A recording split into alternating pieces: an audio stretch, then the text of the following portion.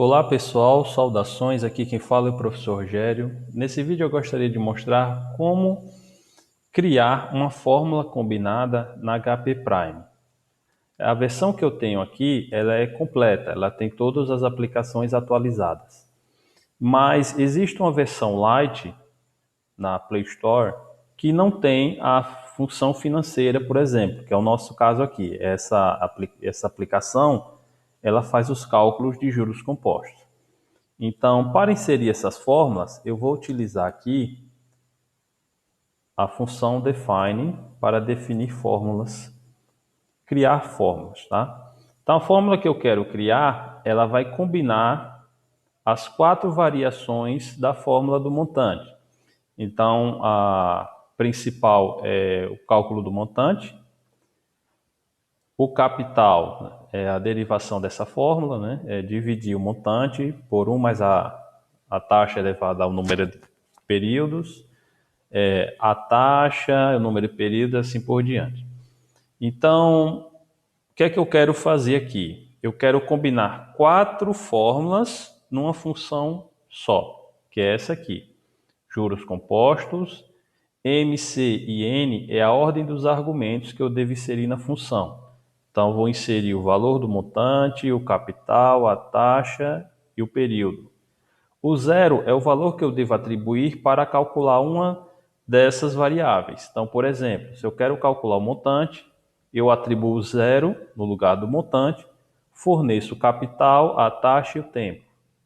Se eu quero calcular o tempo, eu devo fornecer o montante, o capital e a taxa, colocar zero no lugar de N e assim por diante. Então, para combinar essas fórmulas, eu vou usar a função IFTE, que é uma função condicional da HP Prime, que faz a mesma forma que a função SI do Excel. Então, o que é que eu fiz aqui? Eu vou usar essa função condicional, IFTE, se o montante for zero, ou seja, se eu atribuir zero no primeiro argumento, que é o montante, ele vai calcular o montante, que é a primeira fórmula.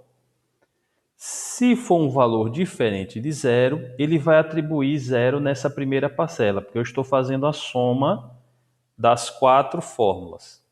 Então, se for um valor diferente, é porque eu não quero calcular o montante. Então, ele vai atribuir zero para poder somar com as outras fórmulas, tá?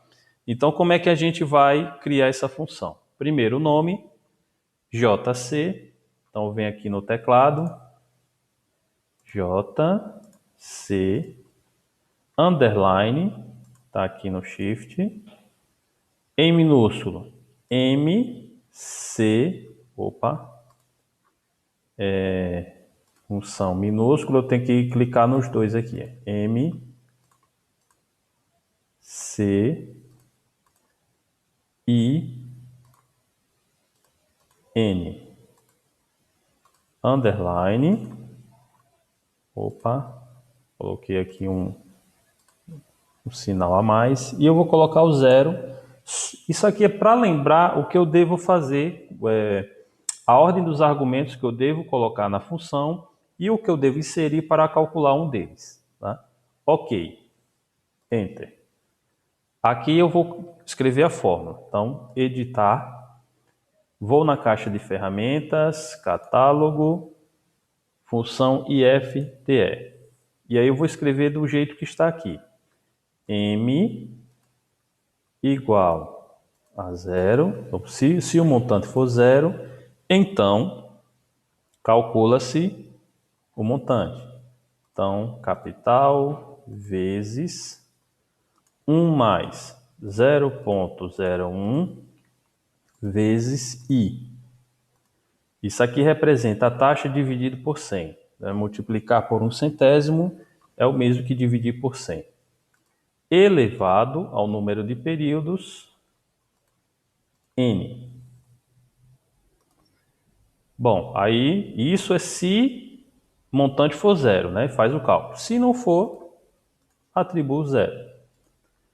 Mais, novamente, a mesma função condicional. Agora calcular o capital. Se C for zero, Então, eu vou dividir o montante por 1 mais a taxa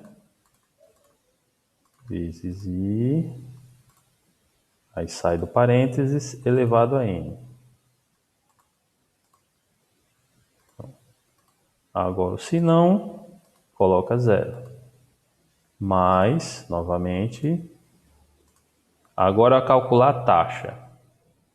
Se a taxa I for 0, então, aí a taxa eu devo começar parênteses, raiz enésima é a segunda função da potência. Então, shift, primeiro é o índice, N, aí eu vou entrar no radical, divisão do montante sobre o capital. Sai do radical, menos 1, sai do parênteses, multiplica por 100 para transformar em percentual. Caso a taxa for diferente de 0, atribuir 0. Mais a última parte agora, IFTE, agora o número de períodos. Se N for 0, então, aí eu faço a fração, vou aplicar o logaritmo do quociente do montante sobre o capital. E embaixo vai ser o logaritmo de 1 mais a taxa. 0,01 vezes I. Nesse caso não tem o elevado a N, porque é justamente o que se quer calcular nessa parte. Caso o N seja diferente de 0, atribuo o valor 0. Pronto. Ok, definida a função com, com essa ordem de argumentos. Montante, capital, taxa e período. Por isso que eu coloquei essas letras só para lembrar a ordem desses argumentos. Ok. Então agora eu vou fazer algumas aplicações aqui. Vou usando aqui um site, exercício de juros compostos. Aplicando hoje na caderneta de poupança a quantia de R$ 20.000, qual será o montante gerado no final de 4 anos, sabendo que a rentabilidade mensal é de 0,5%? Bom, o que é que eu tenho aqui? Eu tenho um capital de 20 mil, eu quero saber o montante no final de 4 anos, porém a taxa é 0,5% ao mês. Então eu vou transformar esses 4 anos em meses. Então posso fazer o seguinte. Agora eu vou utilizar a aba utilizador, funções do utilizador, que foi a função que a gente acabou de criar. Primeiro caso, eu quero o montante, então 0 no montante, 0, capital 20 mil. Não preciso negativar esses 20 mil, como na HP12C. Tanto o montante quanto o capital podem ser positivos, não tem problema. Agora a taxa, 0,5%, 0,5%.